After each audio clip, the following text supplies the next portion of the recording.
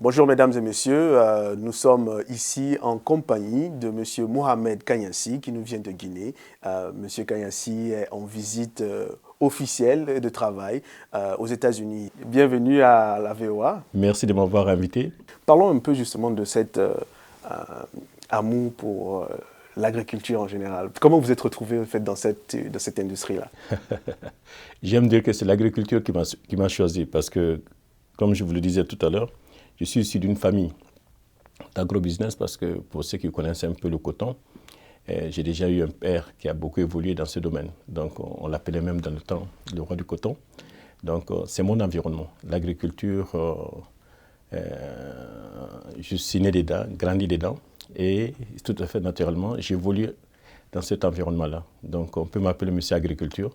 Mais j'aime bien dire que tous les agriculteurs sont des agriculteurs de leur temps. Donc c'est ce que nous, on essaie quand même plus sérieusement de mettre au service en fait, de la communauté parce que, vous savez, chaque secteur connaît une évolution, notamment l'agriculture.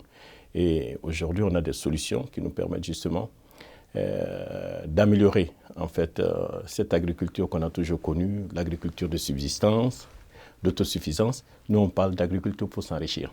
Donc, vous voyez. Donc l'agrobusiness au voilà, sens plein. Au sens plein, absolument. Quel est le potentiel? Quel est l'avantage? L'agriculture, en ce qui me concerne, c'est une solution. C'est ce qu'on appelle le secteur primaire. L'agriculture fait partie, au même titre que l'élevage, au même titre que la pisciculture ou d'autres secteurs primaires. Donc, moi, je me suis dit que, ce qui est clair d'ailleurs, si l'Afrique veut aller vers le secteur secondaire, c'est-à-dire la transformation, il faut déjà qu'on ait des masses critiques de production. Donc, l'industrialisation, avant qu'on en parle, il serait bien déjà qu'on maîtrise la production. Donc, moi, l'agriculture d'aujourd'hui, si je peux dire ainsi déjà, quand on regarde nos populations, 70% de nos populations évoluent dans le monde rural. Donc, c'est une solution sociale et économique. Et surtout, une solution inclusive. Donc, une politique agricole adaptée, pour moi, pourra répondre à ce qu'on appelle une croissance réelle. Parce qu'aujourd'hui, on parle de croissance, ça ne reste que des chiffres pour nos populations. Donc, si nous devons réellement parler de croissance, il faut que ce soit une croissance qui réponde, qui ait un sens pour le quotidien de nos concitoyens. Mon cousin ou mon oncle qui est au village, qui a son champ de maïs derrière sa cour, et puis un grand industriel qui a des étendues de champs de coton. C'est quoi les réalités pour chacun d'eux? Moi, j'appelle l'agriculteur d'aujourd'hui, disons un agriculteur ou bien un agro-businessman, c'est quelqu'un qui a les outils déjà pour produire. Parce que quand on parle de l'agriculture traditionnelle, c'est un agriculteur qui a une petite superficie, avec les outils en fait, d'antan qui ne répondent pas à une rentabilité. Donc c'est d'ailleurs que nous on appelle, excusez-moi du mot, la promotion de la misère, parce que nous savons qu'ils sont très limités, parce qu'il y a un calendrier agricole qui n'attend pas. Et avec ces outils-là, on ne peut pas parler de rentabilité. Donc nous, d'ailleurs, c'est dans ce sens-là qu'en Guinée, on a mis une plateforme en place qui s'appelle Cobri, qui mutualise même disons, les outils agricoles, c'est-à-dire la mécanisation. C'est-à-dire qu'aujourd'hui, un paysan guinéen a la possibilité de louer un tracteur, de louer une moissonneuse-batteuse, à travers une plateforme qui mutualise un peu. Parce que soyons clairs, parce que pour parler de mécanisation aussi, sachant que avec des superficies aussi petites qu'1 hectare ou 2 hectares, il est difficile qu'on peut parler d'achat de tracteurs. Ça ne serait pas rentable. On se devait de trouver une solution. Une solution où une étape, les gens pourront, en attendant d'avoir de plus grandes superficies, qui puissent bénéficier d'une application qui nous permet au jour d'aujourd'hui qu'un petit producteur puisse progresser en n'étant pas propriétaire des tracteurs, mais en pouvant quand même jouir des avantages de la mécanisation. Donc Cobri, qui est déjà opérationnel en Guinée depuis 2 ans, et donc en fait, qui nous encourage, les résultats nous encouragent à continuer. Donc nous, en Guinée, on sait qu'une politique agricole inclusive, avec tout ce qu'il y a comme semences améliorées, tout ce qu'il y a comme mécanisation, tout ce qu'il y a comme phytosanitaire, ne pourront qu'améliorer notre production. Et en termes de politique, au niveau même du gouvernement, est-ce qu'il y a quelque chose qui est fait de façon concrète pour aider justement le secteur agricole? Alors, la politique du président de la République de Guinée est une politique, comme on dit, opérationnelle. Je m'explique. Opérationnel, c'est de cause à effet. Aujourd'hui en Guinée, autant je parlais pour la mécanisation et tout ce qui va, le président est parti sur l'innovation. C'est-à-dire que tout ce qu'on faisait avant, on a plus ou moins connu les limites. Au jour d'aujourd'hui, maintenant, c'est qu'est-ce qu'on peut offrir de plus aux populations pour qu'ils puissent avoir confiance en fait, au secteur primaire et qu'ils voient un avenir surtout. En l'occurrence, les jeunes. En l'occurrence, les jeunes. C'est pour ça qu'on parle de nouvelle agriculture. Ça veut dire quoi, nouvelle agriculture? Justement, c'est ce qu'on a décrit tout à l'heure. C'est la nouvelle agriculture, c'est-à-dire aller vers l'innovation. L'innovation, c'est les semences améliorées. L'innovation, c'est la mécanisation. L'innovation, c'est des spéculations à cycle court et à rentabilité élevée. Avec les nouvelles technologies, ça devient attractif pour cette jeunesse-là. Donc, ils ne voient plus une agriculture traditionnelle qui était plutôt une agriculture, comment dire, de subsistance. Donc, qui a d'ailleurs, on a vu ça un peu dans les médias, où les gens ont plutôt tendance, non seulement pour les uns, faire l'exode rural d'aller vers la capitale, ou pour les autres aller même plus loin. On a vu l'immigration au niveau quand même de l'Europe, hein, dans des situations difficiles, que vous savez. Alors, je vous donnerai quelques exemples. Quand on parle d'innovation pour nous, on a introduit le café arabica sur le plateau du Fouta. En Afrique de l'Ouest, il s'est fait quand même qu'il n'y a que cet écosystème qui nous permet de faire pousser le café arabica. Le café arabica, donc ils savent que c'est coté à la bourse de New York. Donc on peut dire que le marché est bas.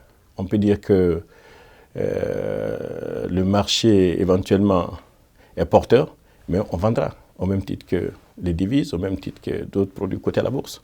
Donc, mais comment créer la richesse dans le monde rural? Comment augmenter le pouvoir d'achat dans le monde rural? Tantôt, je vous ai parlé de tout ce qui est culture pérenne, notamment le café, le cacao, le palmier à huile. Ça, ou même le coton, ça, ce sont des produits qui sont cotés à la bourse. Donc, il y a un marché permanent. Du moment où c'est coté à la bourse, comme on dit, on peut éventuellement parler du prix. Mais on est sûr qu'il y a un marché puisqu'on peut le vendre à la bourse. Pour ceux qui connaissent le trading, on appelle ça hedgé. En ce moment, on le fournit au niveau des marchés à terme. Donc ça, il y a des marchés pour. Et puis qu'on soit d'accord, c'est qu'il y a des choses qu'on peut faire aujourd'hui qu'on ne peut pas faire avant. La technologie a beaucoup évolué. Même les recherches au niveau quand même des semences ont beaucoup évolué.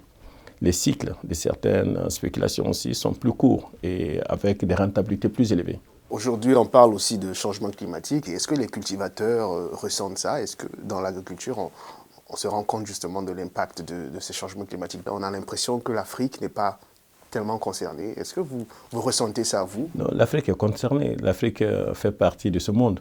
Et j'ai dit, c'est un peu dommage, d'ailleurs, je le regrette souvent. On dit que s'il y a changement climatique, c'est plutôt les pays développés à qui on doit poser la question. Comment ça se fait que nous, on subit certaines causes à effet, alors que nous ne sommes que, en fait, nous ne sommes pas, en tout cas, les plus grands pollueurs au monde. Donc ça, c'est le grand débat sur les changements climatiques. Mais à savoir maintenant, est-ce qu'on est affecté au même titre que tous les pays de ce monde? On dit oui, parce que les calendriers agricoles, forcément, on sent qu'il y a des décalages. Donc il s'est fait maintenant qu'on a de la peine en fait, à contrôler un calendrier agricole, ce qui est fondamental d'ailleurs. Et le changement climatique, on ne peut pas l'ignorer. Donc maintenant, il est clair que dans certains pays, c'est plus grave que d'autres, selon les années aussi, mais tout le monde est touché. On parle d'agriculture, mais au niveau de l'éducation, qu'est-ce qui est fait pour que, bon, très tôt, au niveau de l'éducation, les enfants, ou en tout cas les élèves, comprennent l'importance non seulement de la culture, mais aussi cet aspect de profit qui est lié justement à cette industrie-là? Comme je disais, l'agriculture d'aujourd'hui n'est pas attrayante pour la jeunesse. Hein. C'est-à-dire qu'on a vu les limites. On ne dit pas que ce n'était pas bon, mais on a vu les limites. C'est-à-dire qu'au jour d'aujourd'hui, en Afrique, souvent on a l'impression que, comme dans beaucoup de secteurs, on gère les problèmes, mais on n'offre pas les solutions. Une solution, c'est ce qu'il y a de disponible qui permet en fait de passer à l'étape suivante.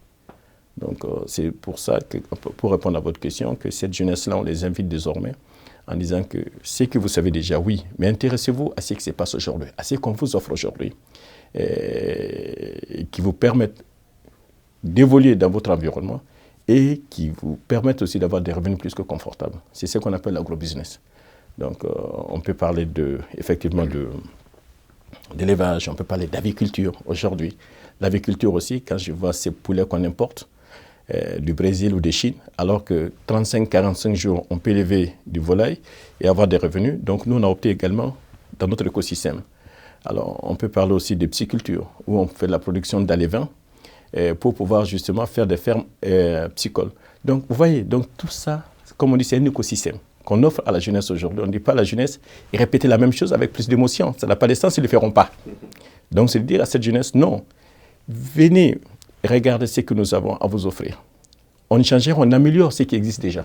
C'est ça, en fait, la nouvelle agriculture pour moi. Quel est votre rêve pour l'Afrique et pour la Guinée en particulier? Mon rêve est qu'on arrive à construire notre paradis avec la rigueur, avec du travail, et surtout que chaque Africain puisse s'épanouir.